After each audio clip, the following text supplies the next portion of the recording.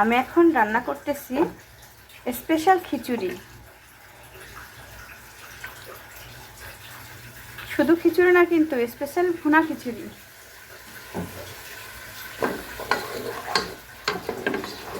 তার সাথে আছে স্পেশাল আলুর ভর্তা, ইলিশ মাছ, আর হচ্ছে চিকেন কষা। পেঁয়াজটা যখন এই পর্যায়ে ভাজা হয়ে গেল, দিয়ে দিলাম কিছুটা কিশমিশ।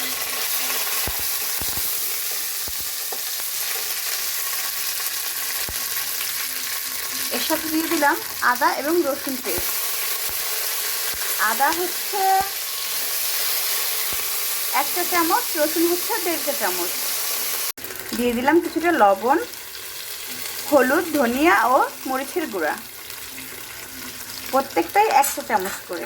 সাথে দিয়ে দিলাম একটুখানি পানি কষিয়ে নেওয়ার জন্য।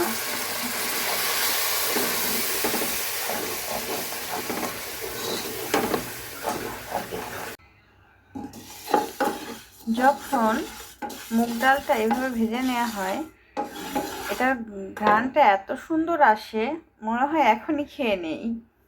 দিয়ে দিলাম ডাল। মুগ ডালটা আমি ভেজে ধুয়ে একটু হাফ সিদ্ধ করে রেখেছি, কারণ হচ্ছে আমার চালগুলা কাটারি ভোগ নাজির চাল। এই চালটা খুব দ্রুত সিদ্ধ হয়ে যায়, তাই মসুরের ডাল বা মুগ ডাল কোনোটাই সিদ্ধ হবে না। এজন্য আমি আগে থেকে একটু আধা সিদ্ধ করে নিয়েছি। আপনাদের যদি মোটা চাল হয় বা এটার সাথে গলে যাবে এরকম হয়, তাহলে আপনারা এটা কাঁচা নিতে পারেন। দিয়ে দিয়েছি আলু ভর্তা করার জন্য, স্পেশাল আলু ভর্তা করার জন্য আলু ভাজা। ভেজে আলু ভর্তা করলে ওইটার স্বাদ মুখে লেগে থাকার মতো। একবার করে খেয়ে দেখবেন, এটা খুবই মজা হয়। সিদ্ধ করার সময় নষ্ট না করে এমন করে ভেজে আলু ভর্তা করে দেখবেন, খুবই মজা হয়।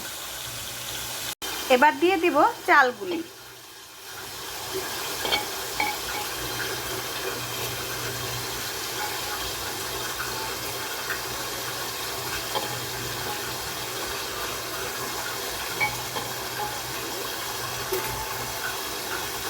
দিলাম কিছুটা পানি।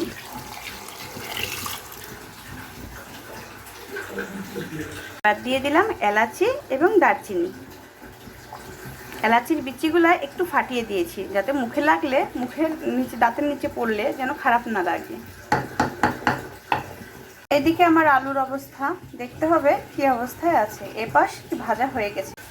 আলু ভাজার সাথে দিয়ে দিয়েছি কাঁচা পেঁয়াজ। এটার সাথে ভাজা হয়ে যাবে, তবে চুলার আঁচটা আমি একটু কমিয়ে রাখি। আলহামদুলিল্লাহ, হয়ে গেছে আমার দারুণ স্বাদের ভুনা খিচুড়ি। মাঝে আমার মনে হয়েছিল লবণ একটু কম হয়েছে, তাই আমি একটু লবণ দিয়ে দিয়েছি।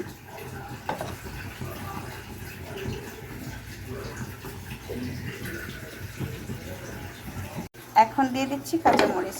শুকনো মরিচ আপনারা যাদের পছন্দ শুকনো মরিচ দিয়ে খেতে পারেন, কিন্তু আমার যেহেতু ছোট বাচ্চারা খাবে, তাই আমি আজকে কাঁচামরিচ দিয়েই করলাম। আলুটা সিদ্ধ হয়ে গেছে, তবে একটু শক্ত শক্ত, কারণ ভাজা আলু একটু শক্তই হয়। আমি চেষ্টা করব নিভু নিভু আছে আরও একটু নরম করে নিতে। কিন্তু এইখানে যেমন তেল দিচ্ছেন, এত তেলটা কিন্তু আমি দিব না, একটু নিংড়ে তেলটা রেখে দিব, কারণ আমার প্রিয় মানুষটা পছন্দ করে না আমি এত তেল খাই বা পানি কম খাই। আমি পানি অনেক কম খাই। আমার প্রিয় মানুষটা শুধু আমাকে বকা দেয়, কেন আমি এত পানি কম খাই আর কেন আমি তেল এত বেশি খাই।